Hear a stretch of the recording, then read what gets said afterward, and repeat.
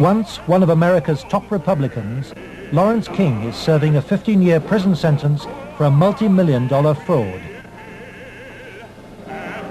But financial crime is only half the story. This is the true story of Lawrence King. It is the story of a cancer at the heart of America and of its continuing cover-up at the highest level. One man is attempting to uncover the full story. John DeCamp is among the most highly decorated Vietnam veterans. A former Republican state senator in Lincoln, Nebraska, he is now a lawyer fighting the legacy of Lawrence King's abuse of power. It's a web of intrigue that starts at our Holy of Holies, Boys Town, Nebraska, one of the most respected institutions in the United States, and spreads out like a spider web to Washington, D.C., right up to the steps of the nation's capital, the steps of the White House, involves some of the most respected and powerful and richest businessmen in this United States of America. And the centerpiece of the entire web is the use of children for sex and drug dealing and drug couriers, the compromising of politicians, the compromising of businessmen, but worst of all, the corruption of key institutions of government that have the duty and responsibility to make sure these things never happen. For John DeCamp, the trail starts in a unique town just outside Omaha. World-famed Boys Town is in the news again. Made famous by an Oscar-winning film, Boys Town is America's favorite children's charity. It was founded in 1917 by a Catholic priest, Father Flanagan. Father Flanagan. The saddest spectacle in our social life is the neglected, unwanted, and unloved boy who has become a serious problem in our society. Boys Town was started to be a home for orphans. That was after World War I. And since then, society has changed and the problems of boys have changed. And so now it's a question of taking care of homeless, abandoned, neglected, abused boys, and now girls also.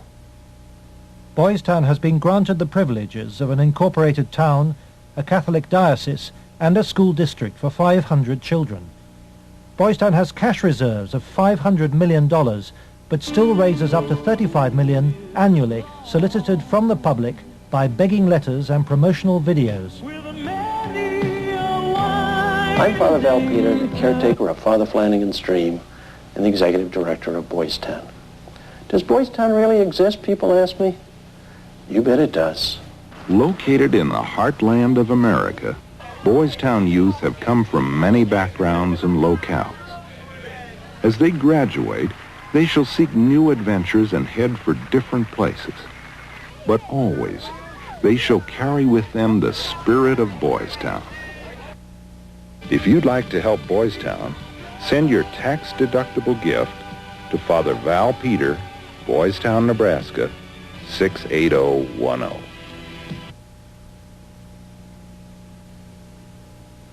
Boys Town, for me, was the first thing I ever heard of when you think of institutions that you respect. Believe it or not, I was there for a while when I was a young boy. When an institution like that gets contaminated, then you better, if you got any decency at all, do something about it or at least get it cleared up. John DeCamp lays the blame for the contamination of Boys Town of the one-time leader of the National Black Republican Council, Larry King. Larry King was the fastest rising black star in the entire Republican Party of the United States during all of the 1980s. And he was also one of the most evil individuals in this country in terms of being a dealer of children, in terms of being a thief, 40 million that they documented he stole, and in terms of using and compromising and corrupting one after another politicians. The base for his network was the Franklin Federal Credit Union, a people's bank in Omaha, Nebraska. Larry King was its general manager.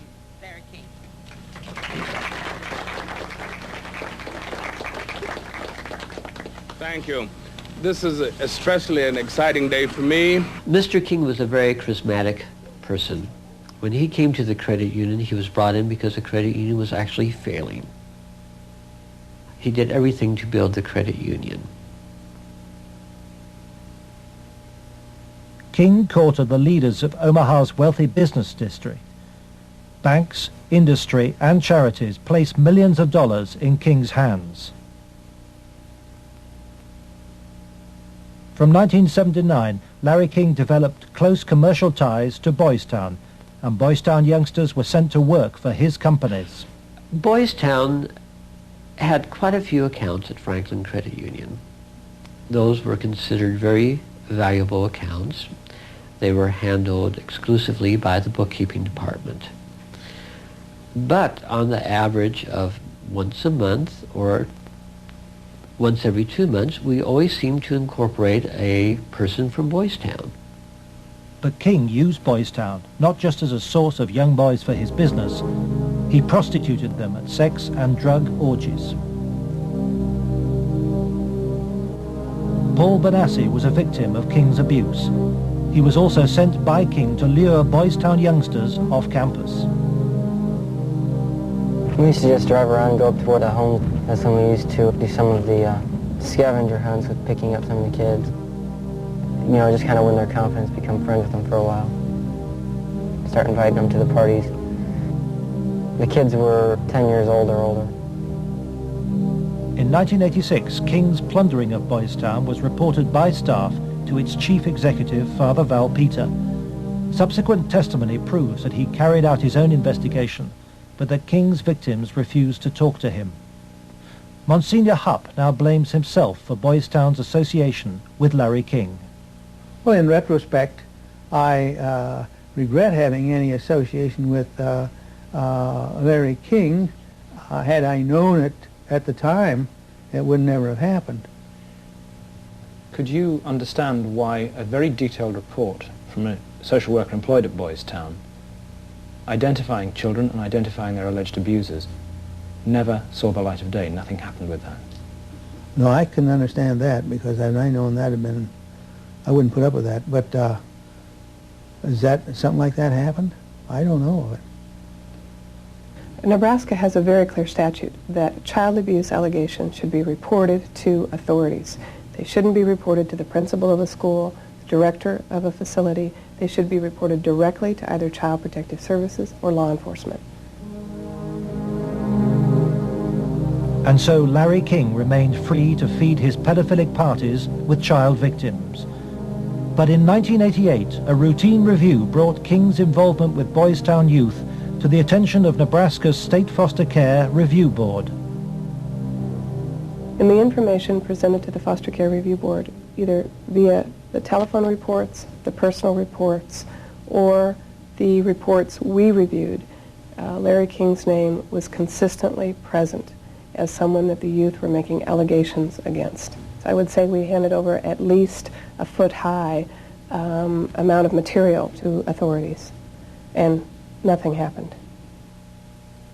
Omaha police now accept that Larry King may have been abusing children. Good morning, Roberta. Good morning, Steve. But its most senior officer claims the evidence was not conclusive.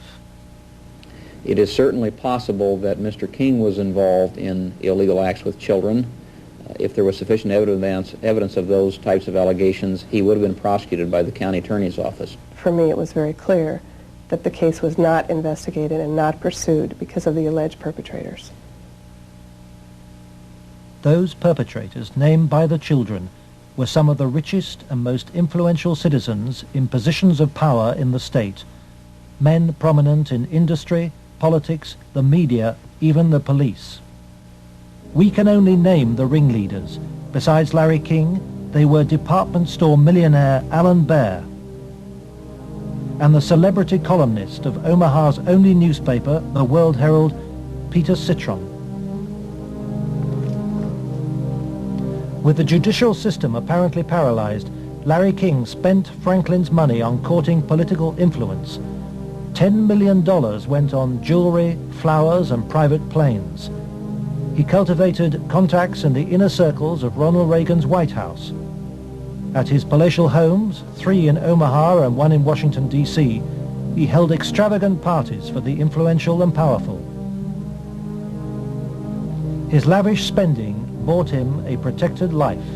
Larry King was constantly heralded, cheered, applauded in the news media as the great businessman that's helping the poor people, the black community of Omaha. But King's extravagance attracted the attention of the Internal Revenue Service. As a result, on April the 11th, 1988, the Franklin Credit Union was raided and closed by the FBI.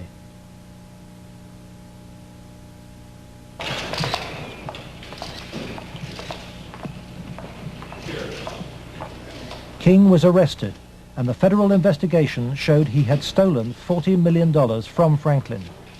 Documents we possess reveal the FBI interviewed many of the victims of Larry King's sex ring, but no action was taken. In November 1988, Nebraska's state government set up a parallel investigation into Larry King. A legislative committee was formed. Its chairman was the Republican head of Nebraska's Banking Committee, corn farmer and state senator Loren Schmidt. Immediately, anonymous threats began. I received a phone call on the floor of the legislature. The caller did not identify himself, but he said, "Loren, you do not want to have an investigation of the Franklin Federal Credit Union." And I asked who I was speaking to, and they said, "That doesn't matter, but you shouldn't have that investigation." And I said, "Well, why not?" He said, "It will reach to the highest levels of the Republican Party, and we're both good Republicans." Undeterred, the committee began their investigations, and the money trail led quickly to the original allegations of child abuse. Carolyn Stitt was one of the first to testify. The night before we testified before the legislative committee, I did receive a phone call at home that said, "If you speak, you won't live to regret it." To protect the inquiry, Schmidt's committee hired special legal counsel and full-time professional investigators Gary Caradori and Karen Ormiston. I said, "We do not want you to bring to the committee rumors, innuendos, nothing that cannot be backed up with facts." I said, "Bring to the committee that which we can take to a prosecutor." The investigators found new victims of King's pedophile network, many on the streets of Omaha. The picture they built up was of a large ring of rich and powerful pedophiles, many named the same men as those involved with the Boys Town cases 3 years earlier. They were telling us about prominent people in Omaha and elsewhere that were abusing children at parties. The prominent citizens' names that originally came up were of concern to me because I knew many of those individuals, and I, very frankly, was shocked to have those names show up on the list. To provide the committee with hard evidence, the investigators recorded their new witnesses on videotape. Paul Bonassi had been the victim of abuse since he was 8. He was present at many of Larry King's sex parties. Caradori traced him to the county jail. He had been convicted of fondling his young cousin. Who are some of these people that would come to these parties? Larry King, Peter Citron, he didn't seem like he wasn't liked by the people. Media personality Peter Citron procured some of his victims from Boys Town. The kids he liked were mainly around the age of probably about 8 and 13. It was mainly fondling and oral sex with them. He did have some anal sex, but he usually did that with the older kids. The parties involved ever more sadistic abuse. Whenever you were tied up, was there anybody else present other than you, Peter Citron? Yes. Who was that? It was Alan Bear sometimes.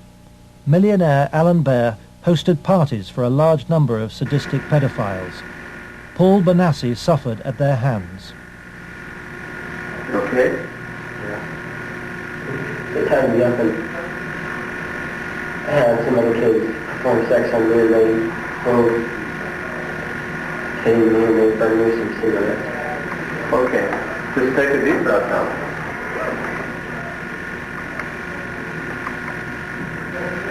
And cross with Troy Bonner. Troy Bonner would tie you up?